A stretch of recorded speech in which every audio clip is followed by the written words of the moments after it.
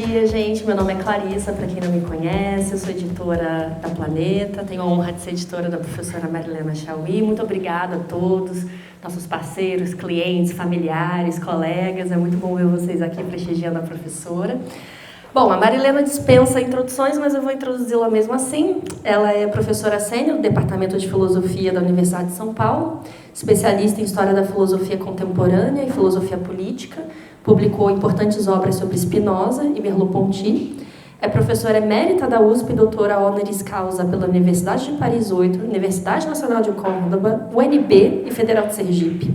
É autora best-seller dos livros A Nervura do Real, aquele livraço sobre Spinoza, que todos vocês conhecem, Ideologia e Convite à Filosofia, e agora Filosofia, um modo de vida, que é a primeira obra pela editora Planeta. Hoje a gente vai conversar com a Marilena, para vocês conhecerem mais o livro, que é um livro que reúne textos inéditos e palestras que ela deu ao longo da carreira. Então, muito obrigada, professora, por estar aqui com a gente. Primeira pergunta, Marilena, ela é bem simples, mas ao mesmo tempo muito importante, né? Você trabalha com uma determinada ideia de filosofia, né? Que você parte da antiguidade, que você define como uma atividade racional expressiva cuja finalidade é tornar cada um melhor e dessa maneira tornar todos melhores. Então, eu queria te dizer brevemente o que é essa filosofia, né? Como é a filosofia como um modo de vida e como é que ela pode nos tornar melhores. Essa colocação que eu fiz provém, de um lado, dos primeiros filósofos gregos e depois ela encontra o seu ponto alto na filosofia de Spinoza, na ética de Spinoza, e reencontra depois, no meu mundo contemporâneo, que é anterior ao de vocês, a filosofia de Merleau-Ponty, né? Então, é esse encontro desses momentos que foram marcantes para mim da história da filosofia que me levaram a essa ideia de compreender a mim mesma enquanto fazendo filosofia. E foi então que eu me dei conta de que a filosofia é um modo de viver. Quando você sai do laboratório ou quando você sai do campo onde você está fazendo a pesquisa, a sua atividade terminou ali, depois você vai retomar. No caso da filosofia, você não tem um instante em que você diz, bom, agora vou parar, vou fazer isso, vou fazer aquilo, porque ela é a maneira como você se relaciona com o mundo, né? A maneira de se relacionar com o mundo de tal modo que você se vê perguntando o que é isso, por quê, para quê, com quem, de onde. Existe uma pergunta sempre suspensa sobre algo que acontece, algo que se passa, alguém que você vê, você mesma. É uma indagação da qual você chega um momento em que você já nem percebe mais que você está perguntando o que é, por que é, onde é, para que é, né? Ou seja, há uma inquietação contínua, uma pergunta sobre a essência das coisas e as causas para que elas existam e as finalidades que elas têm. Então, essa maneira de se relacionar com o mundo, perguntando o que é, por que é e para que faz parte da minha vida cotidiana, né? De tal modo que eu não posso dizer que até aqui eu estou fazendo filosofia, eu estou fazendo história da filosofia, e daqui por diante parou e eu vou levar a minha vida normal. Não, a minha vida normal é fazer isso, né? Agora, por que nos tornar melhores? Uma coisa que eu aprendi, tanto com os filósofos gregos, como especialmente com Spinoza, é que não existe nada mais embrutecedor, nada mais violento e nada mais terrível do que a ignorância. A ignorância é o caminho da barbárie.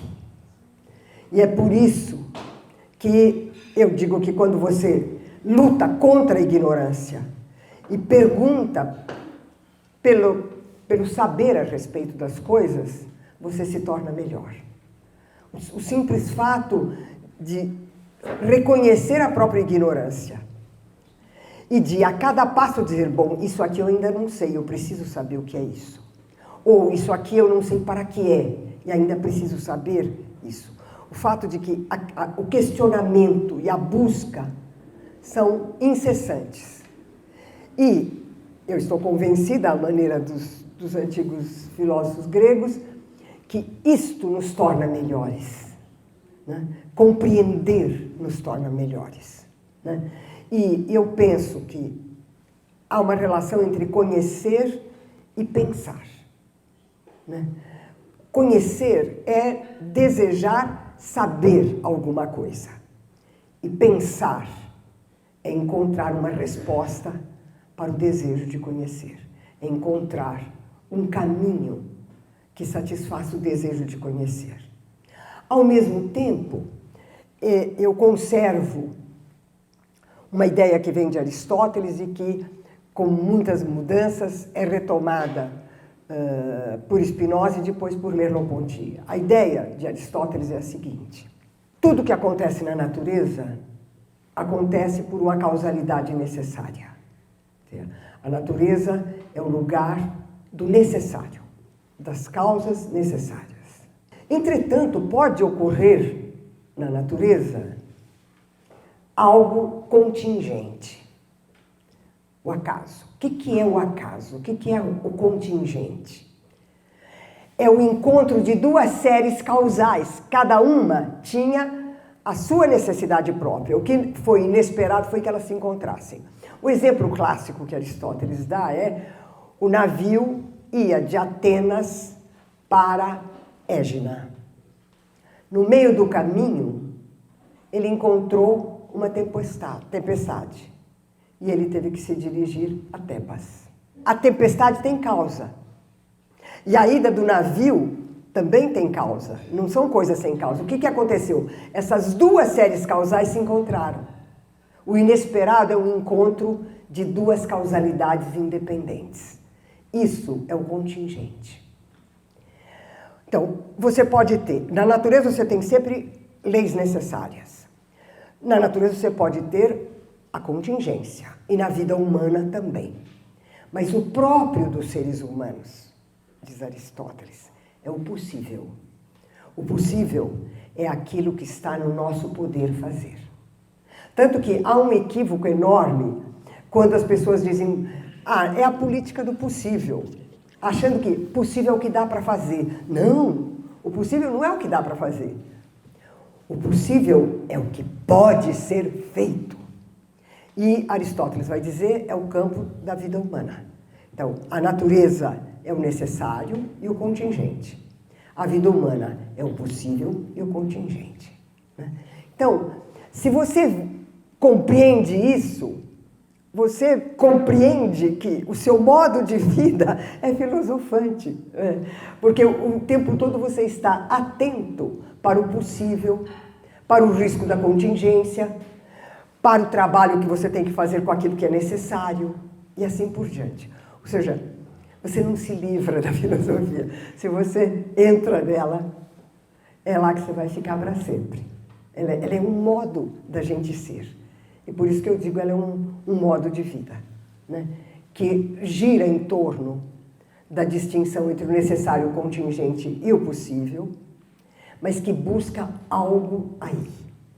E aqui eu vou introduzir primeiro o Merleau-Ponty e depois o Spinoza. Merleau-Ponty diz: o que é um filósofo? Ele diz: o filósofo é aquele que é testemunha da sua própria desordem interior. É isso o filósofo.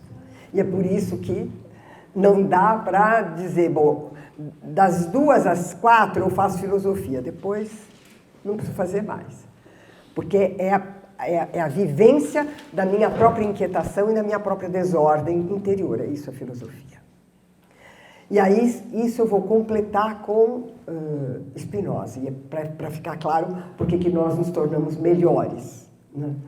Spinoza diz: quando eu reconheço, quando eu sou capaz de reconhecer que eu sou uma força da natureza, que eu sou uma potência da natureza, que a natureza é constituída de seres singulares, são todos eles potências de existir. E que no caso dos humanos, essa potência de existir pode aumentar ou diminuir dependendo dos afetos que nós temos. E Spinoza vai dizer, existem 3 afetos originários para todos os seres humanos e alguns deles para os animais. E que são a alegria, que é o aumento da força para existir, da potência para existir. A tristeza, que é a diminuição dessa potência, né? E o desejo, que é aquilo que nos faz fazer alguma coisa, seja para aumentar a alegria, seja para diminuir a tristeza. Então, por exemplo, qual é um afeto de alegria? O amor. Um afeto de tristeza, o ódio. Um afeto de alegria, a amizade.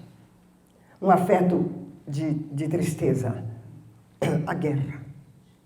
Ou seja, a nossa vida se distribui entre a força que cresce em nós pelos afetos alegres e pelos desejos alegres e o risco da diminuição da nossa força pelos afetos tristes, né? pelos sentimentos e desejos tristes. Ora, Spinoza vai dizer o seguinte, e aqui eu vou dizer por que nós nos tornamos melhores com a filosofia. Ele diz o seguinte, a tristeza e os afetos tristes, como é o caso do ódio, como é o caso da inveja, né? Tudo aquilo que diminui a nossa capacidade existencial, tudo isso, né, é uma paixão. A paixão é o sentimento que nós temos provocado por uma coisa exterior a nós. Paixão significa passividade. A paixão não é todo e qualquer sentimento. Os sentimentos são paixões quando a causa deles é exterior e vem sobre nós. O contraponto são as ações. Quando nós somos causa do nosso sentimento, quando a nossa maneira de perceber o mundo, os outros, as coisas e a nós mesmos nos torna capazes de nos fazer causas dos nossos afetos, causas dos nossos sentimentos. Nessa hora nós somos ativos. Então, qual é o trabalho da filosofia? É fazer com que nós passemos da paixão à ação.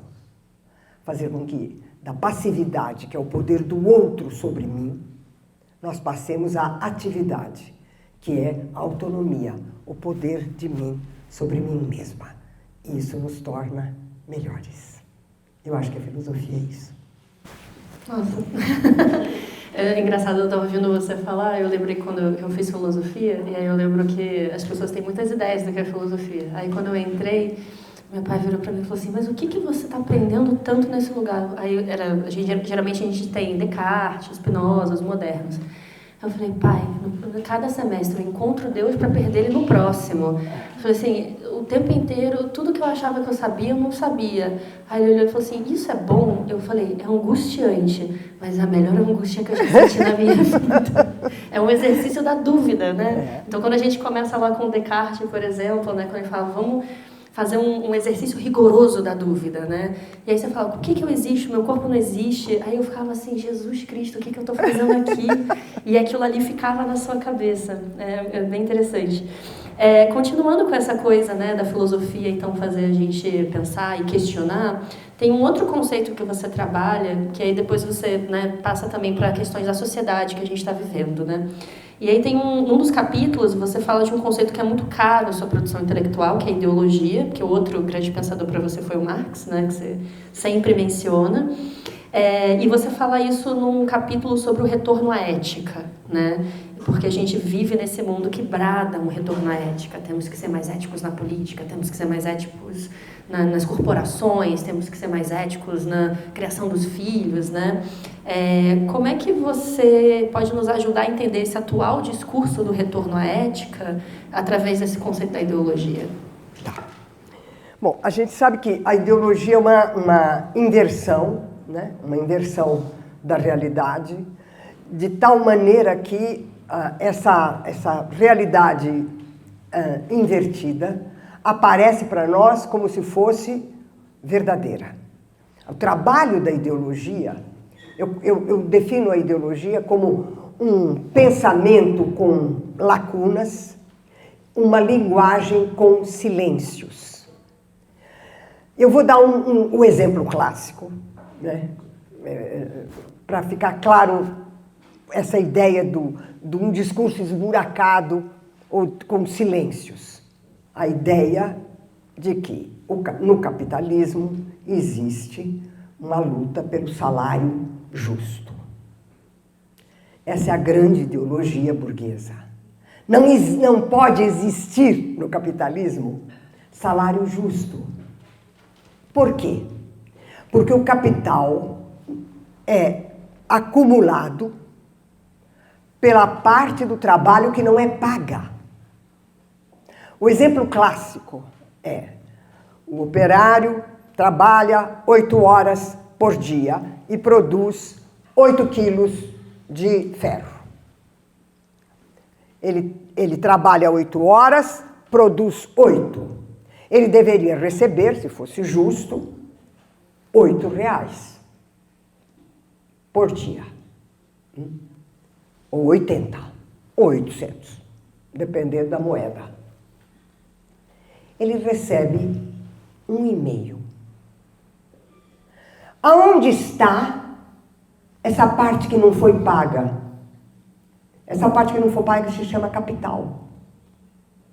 E é isto que forma o capital. O capital não vem da iniciativa, da inteligência, da mudança técnica, o capital vem do trabalho não pago. E é por isso que eu digo que a classe média é tonta. Por que a classe média é tonta? Porque ela pensa que o capital é dinheiro. Então ela acha que se ela ficar rica, ela se torna burguesa. Se ela tiver um apartamento com isso, com aquilo, for fazer férias não sei onde, ela pensa que ela se tornou burguesa. Não, para se tornar burguesa ela tem que ter trabalhadores para os quais ela não paga uma parte do trabalho. Senão não tem burguesia. Ela fica rica, mas ela não muda de classe social. Ela continua a classe média. A classe média é rica. Então você tem os trabalhadores, a classe média rica, ou pobre, ou tonta, né? Odiosa, e a burguesia, o capital. É isso que você tem. Ora, como é que é o discurso ideológico? O discurso ideológico é o encobrimento disso. Ele pronuncia frases que encobrem isso. E uma delas é, por exemplo, a ideia de que existe o salário justo. Você pode lutar por melhor salário, mas nunca haverá salário justo, por definição. Porque se houver salário justo, não tem capital. De duas, uma. Ou tem capital e, portanto, o salário não pode ser justo, ou o salário é justo e, portanto, não pode ter capital. De duas, uma. Então, a ideia mesma de que devemos lutar por um salário justo é ideologia. Isso é ideologia. A ideologia é o instante no qual eu não percebo a realidade, eu não compreendo a realidade e eu forjo ideias a respeito da realidade. Agora, alguém tem que produzir essas ideias e transmiti-las. Então, a classe média não entra na classe trabalhadora como tal. Ela não produz mais-valia. E ela não é burguesa, porque ela não incorpora a mais-valia. Ela é esse meio no interior da sociedade que tem como função a circulação das ideias da burguesia para a sociedade inteira. E essa circulação das ideias da burguesia para a sociedade inteira se chama ideologia. Então, se você pega uma frase ideológica e preenche os vazios, os silêncios dela, você faz a crítica da ideologia. Então, a crítica da ideologia não é produzir um outro discurso contrário. A crítica da ideologia é desmanchar por dentro o discurso ideológico, fazendo com que todos os silêncios e todos os brancos que ele tem sejam preenchidos. Na hora que você preenche, a ideologia vai por terra. E a função da classe média é uma função ideológica. É isso que ela faz. A situação hoje é mais complicada, porque com o neoliberalismo, né, que é totalitário, deixa eu explicar o totalitarismo aqui, porque senão vai ficar complicado. Eu estou chamando de totalitarismo toda forma de vida social e de organização social, na qual todas as formas de vida, todas as instituições, toda a linguagem e todo o pensamento têm o mesmo conteúdo. O totalitarismo não é a presença do líder de massas, o totalitarismo é a homogeneização de todas as formas de vida e de todas as formas de pensamento e de todas as formas de sentimento a um conjunto mínimo. No neoliberalismo, qual é a ideia mestra que subsume todo o restante da nossa existência? É a ideia de empresa. A escola é uma empresa, o hospital é uma empresa, a igreja é uma empresa, tudo é uma empresa. É isso que é totalitário. Não é que você tem empresas e não empresas. Tudo é empresa. E graças à teologia calvinista, de que Deus nos predestinou ou para a salvação ou para a danação eterna. Mas ele nos dá um sinalzinho de que acho que nós estamos entre os que vão ser salvos na eternidade. O sinalzinho que Deus nos dá é: a gente trabalha e fica rico. Então, o empresário bem-sucedido é aquele que tem um sinal de Deus de que talvez ele está indo para o céu, depois da morte. E essa ideia produz, no neoliberalismo, uma ideia sinistra, que é a do empresário de si mesmo. Então, tudo é empresa, e cada um de nós é uma empresa, é um empresário de si mesmo.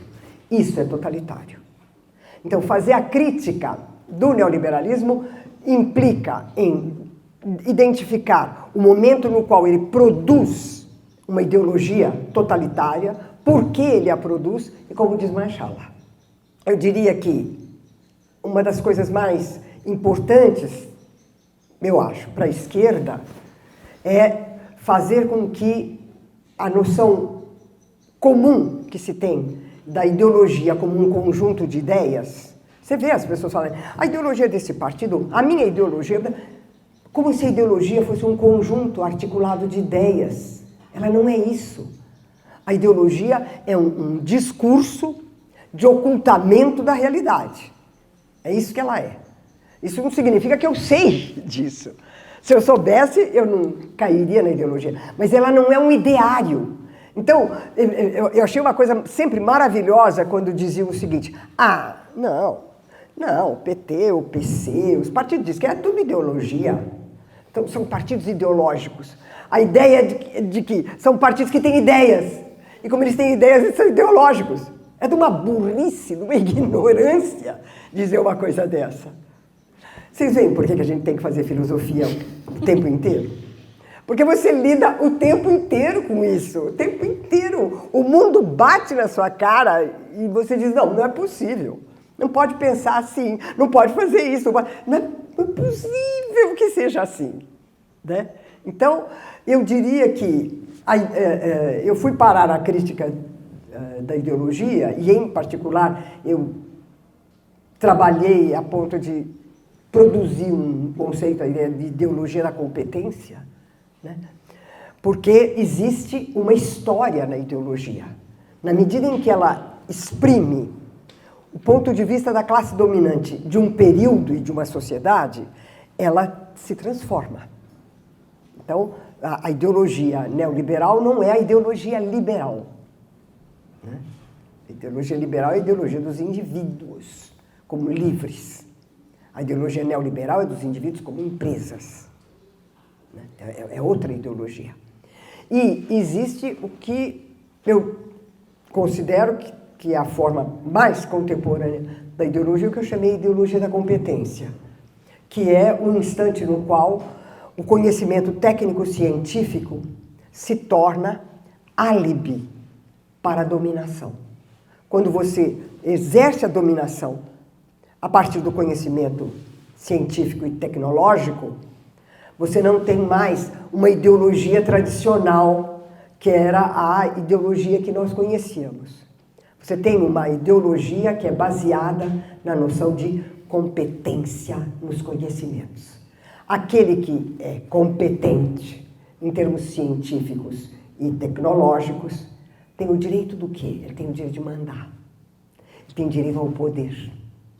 E ele tem não só o direito de mandar e o direito ao poder, como ele tem como tarefa submeter a sociedade inteira a esse conjunto de ideias que foram produzidas nesse ambiente.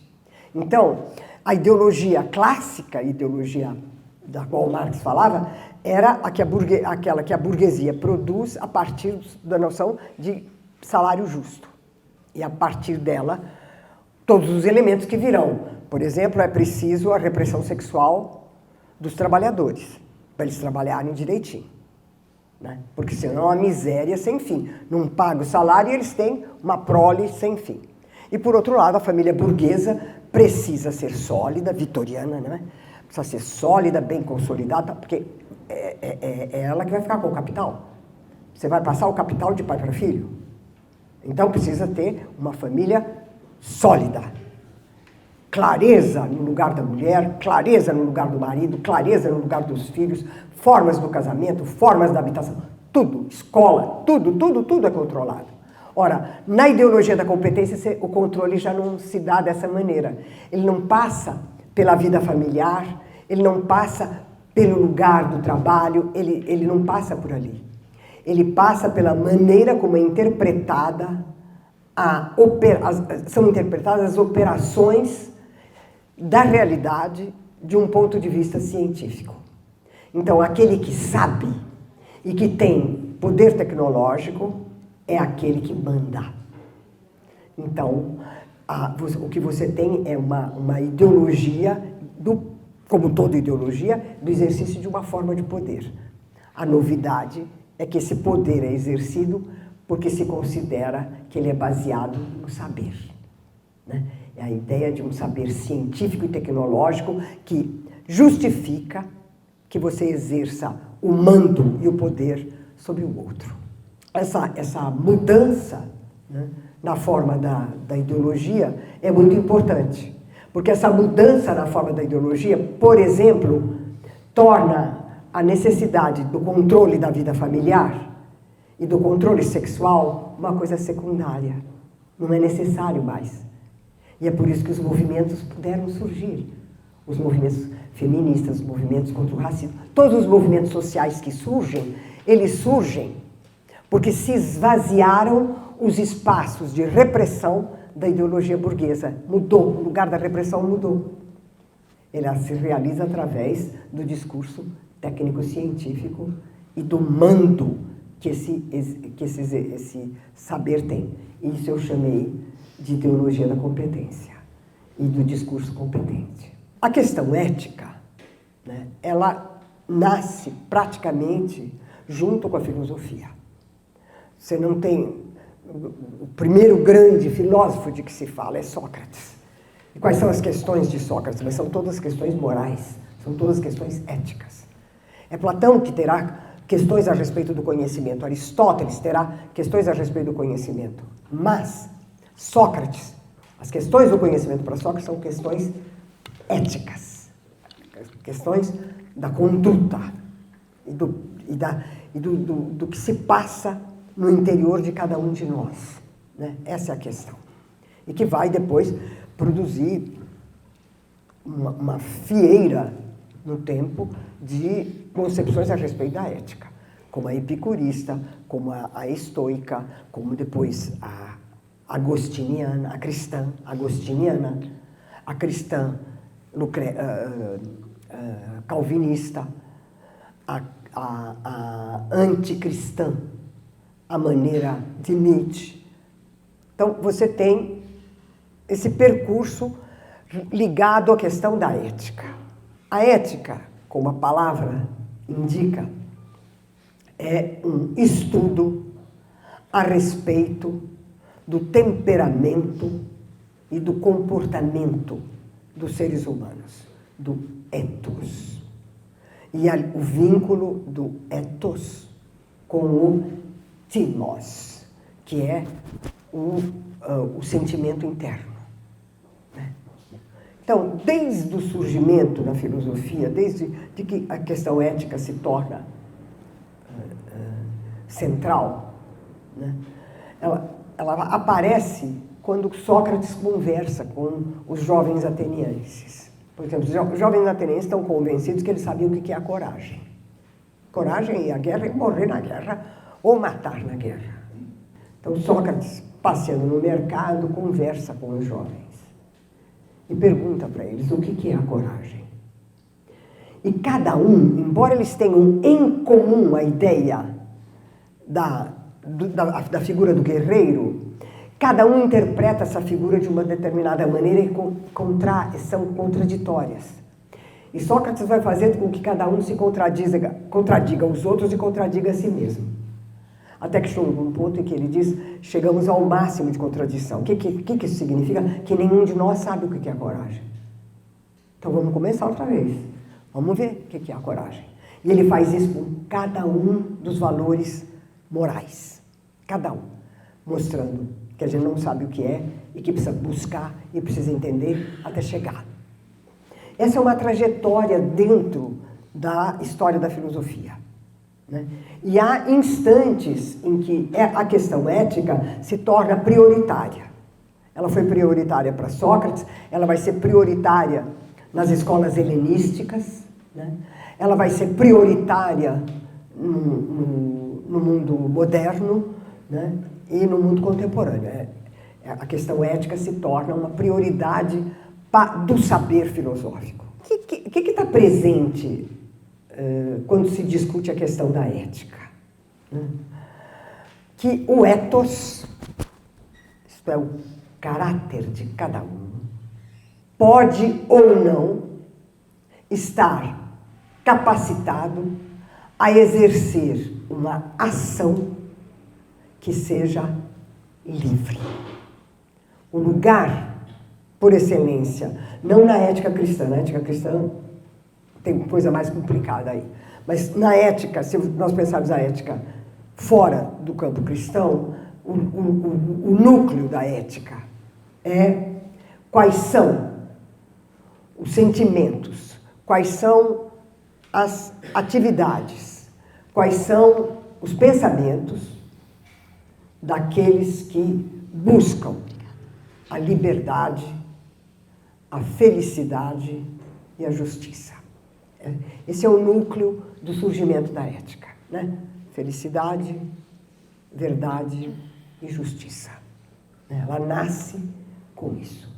E a ideia que vai percorrendo a filosofia, e em algumas escolas, como é o caso das escolas helenísticas, né? O estoicismo, epicurismo, ceticismo, há instantes em que se diz essa é a única questão filosófica válida. As outras questões são secundárias. A questão da lógica, do conhecimento, do isso, do aquilo, da política, é tudo secundário. O fundamental são as questões éticas ligadas ao desenvolvimento do caráter de cada um. Então, há um vínculo que se estabelece inicialmente entre a ética e a ideia de bom caráter. E o bom caráter é aquele que está ligado ao desejo de liberdade, de felicidade e de justiça. Esse é o campo no qual a ética vem e depois, a partir do cristianismo, dada a origem judaica do cristianismo, ou do cristianismo como uma expressão do judaísmo, a ideia de que a ética é um código. Você tem primeiro de tudo os 10 mandamentos. Em lugar de você pensar que interiormente você chegará ao bem, que você tem agora é a ideia de que o bem é trazido a você pela revelação. Primeiro ele é trazido por Moisés, depois ele é trazido por Jesus. Então, seja a maneira grega de busca interior, seja a maneira judaico-cristã de incorporação de algo que vem de fora, a ética está sempre ligada à ideia de que só pode ser ético um sujeito livre. Só pode ser ético um sujeito capaz de justiça. E só pode ser ético um sujeito capaz de comunicar aos outros um comportamento justo e livre. Eu sei que isso é complicado em religiões onde há mandamentos, porque vem de fora para mim. Amar a Deus sobre todas as coisas, vem de fora.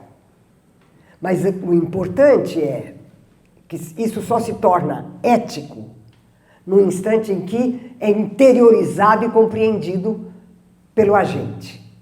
Ele interioriza, compreende e opera como se ele tivesse sido o autor desses mandamentos, que é a máxima kantiana, né?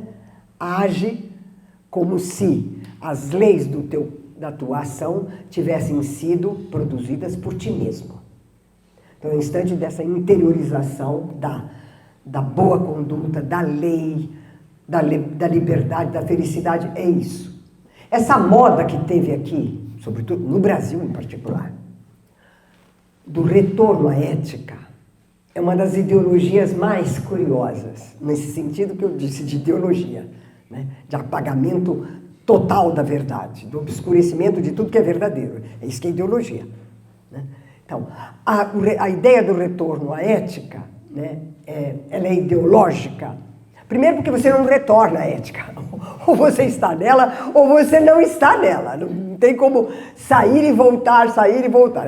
Já a ideia de retornar à ética, né, é a ideia de que a ética se perdeu e nós vamos trazê-la de volta.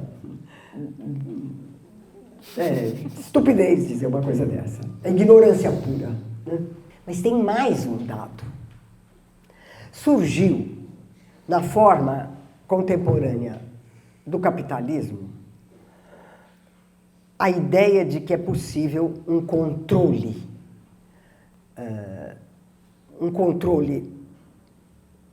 mental e um controle das ações dos trabalhadores. E dos trabalhadores, sobretudo, dos trabalhadores de classe média das empresas urbanas e coisas desse tipo. Como é que nasceu essa ideia? Essa ideia nasceu com o surgimento, pelo Taylorismo, do famoso DRH, né? O Departamento das Relações Humanas.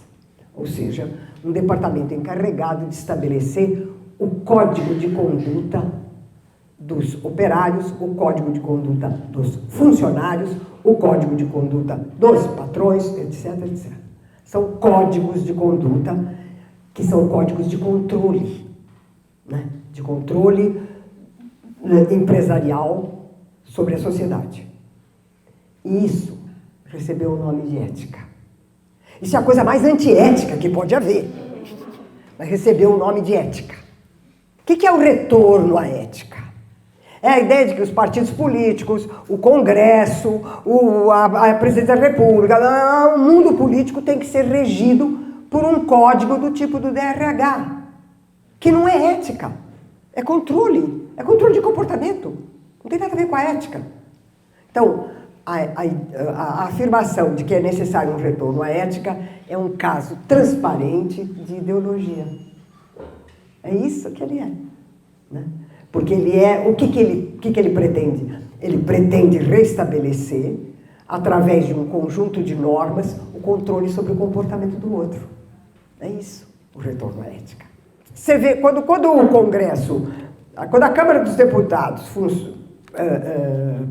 legisla em seu próprio favor e para sua própria proteção, a primeira coisa que eu imaginei que fosse aparecer, estou esperando, era alguém dizer, precisa de um retorno à ética.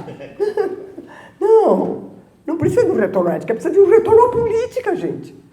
É a política que desapareceu. Não foi a ética, foi a política. Porque a ética se realiza em outro lugar. Então, imaginar que é possível um retorno à ética e que é possível um controle ético da sociedade é confundir ética e DRH. As normas do DRH. Né? As normas terroristas do DRH. As normas de controle. A ética não é isso. E nessa esteira de você ajudar a gente a espantar a nossa ignorância, tem um outro tópico que você fala que na minha cabeça se relaciona também com ideologia, embora por outros caminhos, que é a questão da internet, do mundo cibernético e de como essas formas de poder se dão pela questão técnica científica. Mas isso é baseado numa ideia que você tirou de Merleau-Ponty, na verdade, né? De que você fala que a gente está vivendo num mundo cibernético em que você não é um mundo virtual, é um mundo atual, né? Então você diz que a compressão do espaço, a utopia que o reduz ao aqui e ao ponto, e a compressão do tempo, a acronia que o reduz ao agora e ao instante, são núcleos da cibercultura do mundo virtual. Explica pra gente brevemente o que é esse mundo virtual, ainda mais porque a gente está vivendo, quer dizer, mundo atual, né? Porque a gente está vivendo essas discussões de inteligência artificial e o que isso tem a ver com essas novas formas de controle. Eu aprendi com Merleau-Ponty a pensar e trabalhar com a noção de o corpo próprio, né? E o corpo próprio como uma maneira de estar no mundo. E Merleau-Ponty dizia, o nosso corpo é um corpo percipiente. Nós somos fundamentalmente percepção, né? Nós nos definimos pela nossa relação com o espaço vivido e com o tempo vivido, né? E ele vai dizer, há um momento em que essa relação vivida com o espaço e com o tempo vai se exprimir. E onde ela se exprime? Mas ela se exprime nas artes. Ela se exprime na pintura, na escultura, na literatura, né? As artes são a expressão da vivência corporal, disso que Merleau-Ponty chama o corpo percipiente. Ele diz, o nosso corpo não é uma massa de carne, nervos e músculos. O nosso corpo não é o que a psicologia behaviorista imaginava que ele fosse.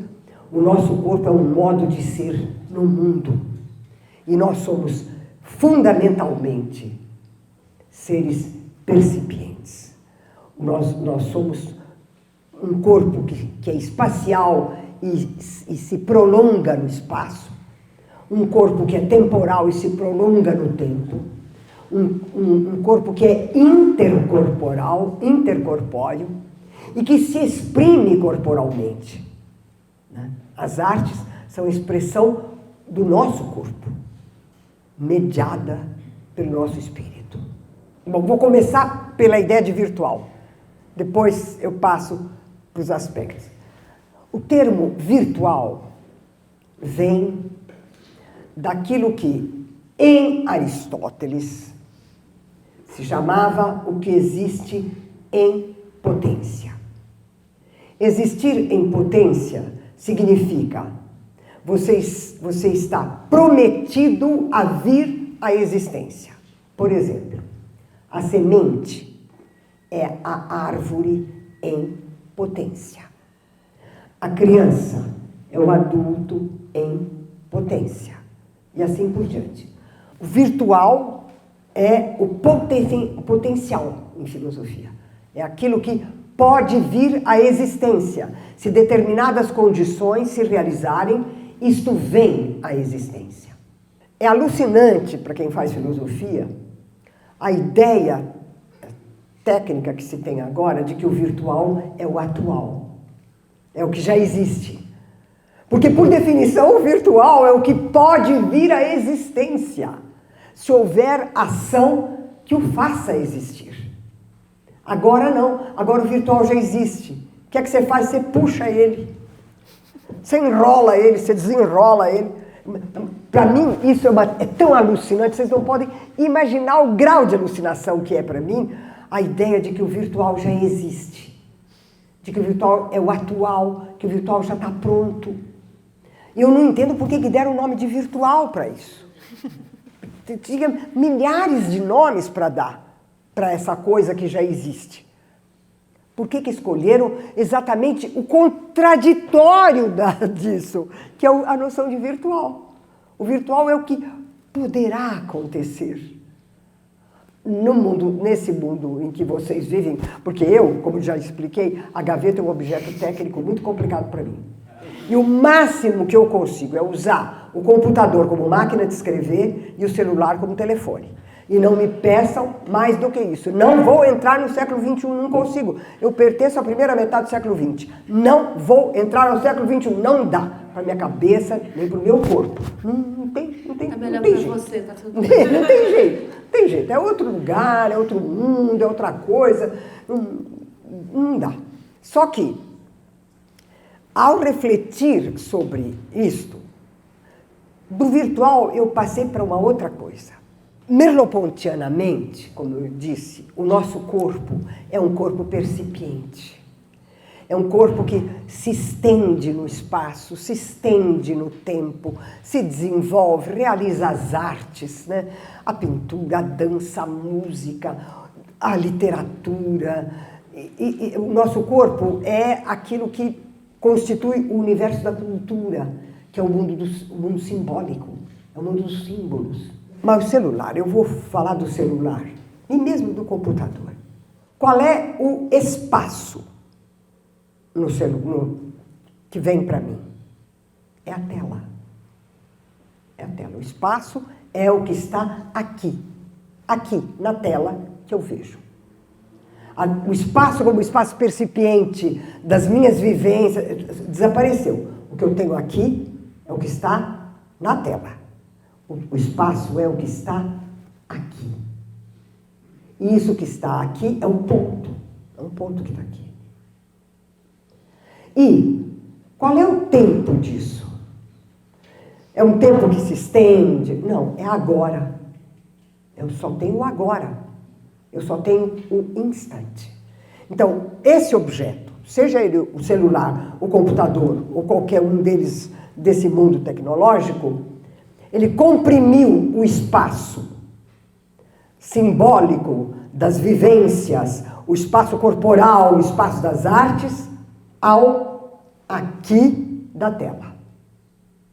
E depois, ele comprimiu o tempo que se estende, o tempo criador, o tempo das vivências, ao agora. O mundo está reduzido a um ponto, aqui, e agora, a um instante só. Para nós, para a gente como os mais velhos, que pertencemos ao mundo corpóreo, ao mundo do espaço e do tempo, isso aqui é um objeto de uso prático que a gente usa para telefonar. Não mais do que isso. Ora, para os jovens, isso é uma maneira de viver. É uma maneira de viver. E por que eu digo isso? Eu digo porque é uma maneira que empobrece o corpo e que empobrece a alma, né? É uma pobreza gigantesca que é feita. Porque você vive no aqui e no agora. Você vive fora do espaço e fora do tempo. Seu corpo está num lugar e os seus olhos no outro. E como diz o Marco Túlio, ele diz, quem é o novo operário do mundo contemporâneo? São os nossos olhos. Somos nós que produzimos mais-valia. Nós somos os produtores do capital. Quem trabalha para o capital somos nós. Não precisa mais de uma classe operária. Somos nós. É o nosso olhar é o novo operário. Pensem um pouco nisso. O que quer dizer que meus olhos são o operário que produz capital? É isso que nós estamos fazendo. Então é uma coisa sinistra que está aí. Sinistra. que aparece tão bonitinha, né? Uma gracinha, colorido, cheio de é uma arma de dominação. Esses objetos são armas de dominação. E sob a forma do aqui e do agora, porque o tempo é deles. É o capital que tem o tempo e que tem o espaço. E ele determina qual é o nosso aqui e qual é o nosso agora. Por outro lado, me preocupa muito essa questão da redução do aqui e do agora, portanto, da perda da dimensão do espaço e do tempo. Mas eu descobri, a coisa de uns 15 dias atrás, uma coisa que eu não sabia que existia e que me deixou horripilada. E tem outra que me contaram anteontem, que me deixou, então, mais fora de si. A primeira é um negócio que se chama cancelamento. Ou seja, é a prática do assassinato. O assassinato como prática do cotidiano. Gente, estão matando os outros e ninguém pensa que isso é um assassinato. Que cancelar e matar. Gente, pensa um pouco. É uma coisa horripilante. É horripilante. O tal do cancelamento, né? Que é matar o outro. Mas eu fiquei sabendo há 3 dias atrás, conversando com um jovem, que você consulta o chat GPT ou a inteligência artificial para perguntar, os jovens estão fazendo o seguinte, para perguntar quais são as formas menos dolorosas do suicídio. Gente do céu. Não. Olha, isso deixa o fim do Império Romano, Calígula e Caracalla e o Trump no nada. Eles são nada diante disso. É uma coisa horripilante. Os jovens perguntarem para a inteligência artificial quais são os meios mais interessantes para eles se matarem. E eu tive uma experiência há mais ou menos uns 20 dias. Eu tive que ir ao Rio para aula lá no curso do Adalto Novaes. E na volta eu cheguei muito cedo no aeroporto. E estava cheio. A única pessoa nas vastíssimas salas de espera, a única pessoa que não estava com o celular era eu. Só eu. Todos, mas não havia um ser humano dentro do aeroporto sem o celular. E o que era mais impressionante, havia pessoas lado a lado se comunicando através do celular. Em vez de virar e conversar com o outro, com a mediação do celular. Então, precisa analisar isso. Meu livro não chegou lá, porque ainda não tinha tido essa experiência. Mas quem estava mexendo no celular agora guardou, porque foi constrangedor.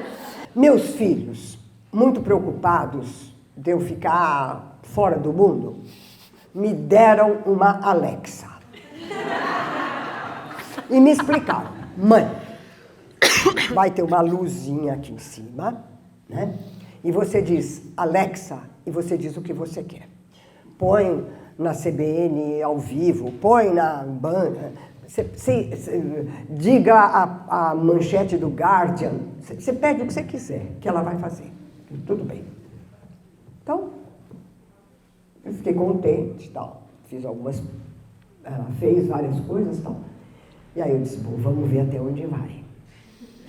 E eu disse, Alexa, em que obra de Machado de Assis está a frase ao vencedor as batatas? Silêncio.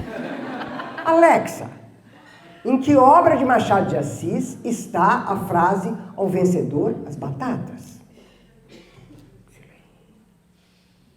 Alexa, em que obra de Machado de Assis está a frase ao vencedor as batatas? O mercado de batatas amanheceu hoje. É isso, gente. É isso. Então, tem que pensar onde é que nós estamos indo. E vocês são um mundo pensante. E que trabalha com o mundo pensante. Então, pensem nisso.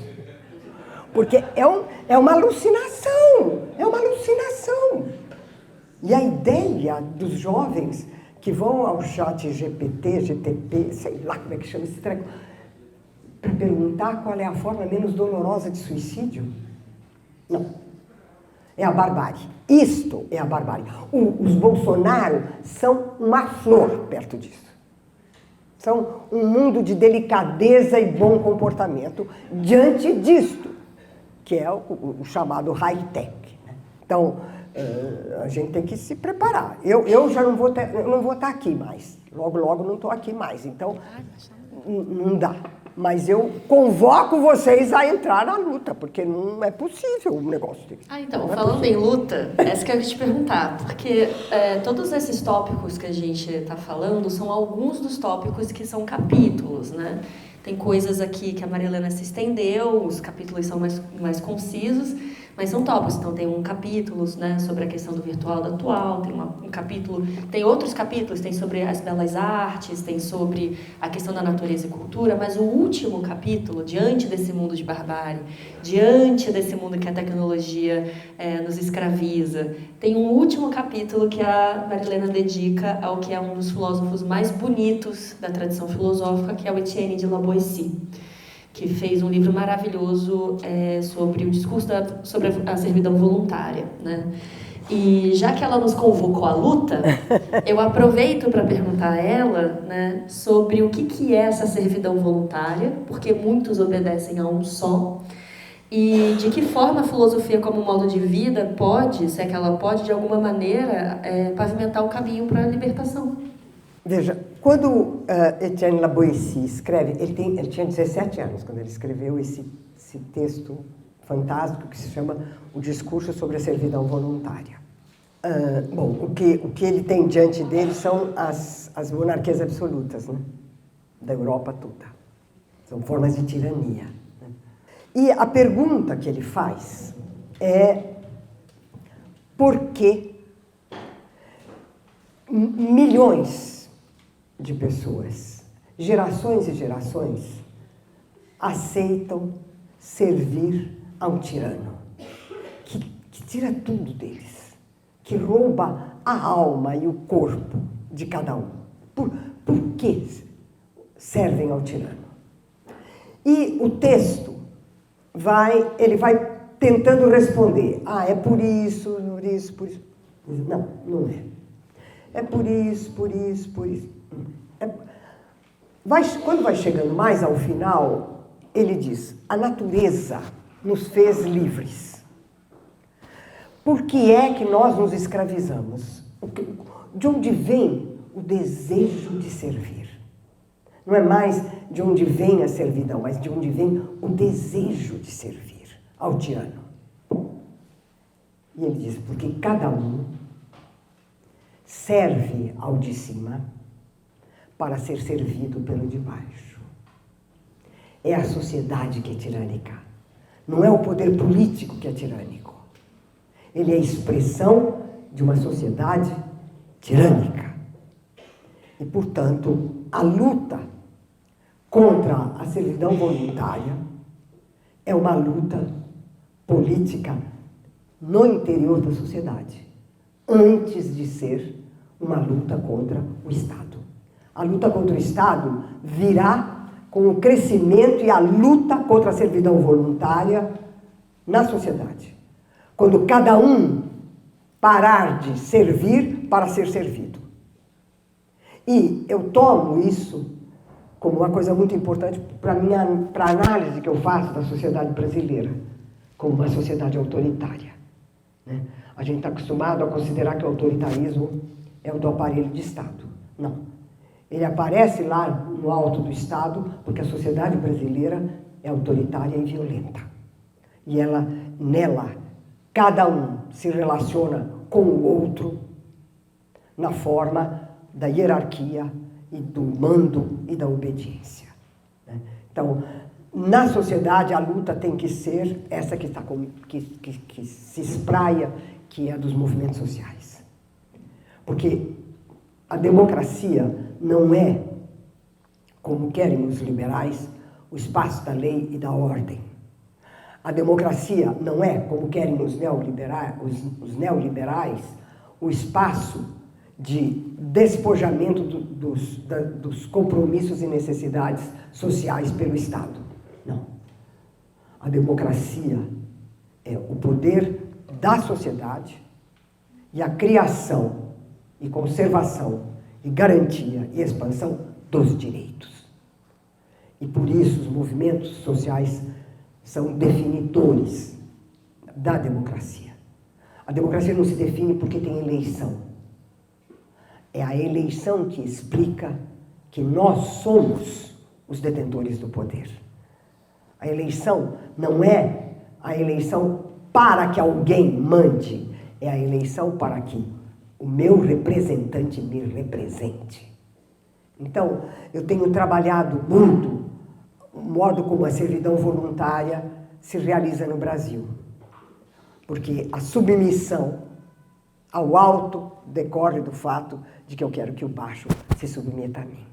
Então, enquanto essa corrente não se desmanchar, e o lugar para ela se desmanchar é a classe média, porque é nela que isso floresce a toda a prova, né? Então, quando eu convoco todo mundo à luta, é porque é preciso os movimentos sociais, a afirmação de direitos, a criação de direitos, né? E fazer o que fizemos na semana passada nas ruas. Tem que fazer isso, sem parar. Muito obrigada de vocês terem tido paciência de me escutar. Imagina, como se fosse difícil.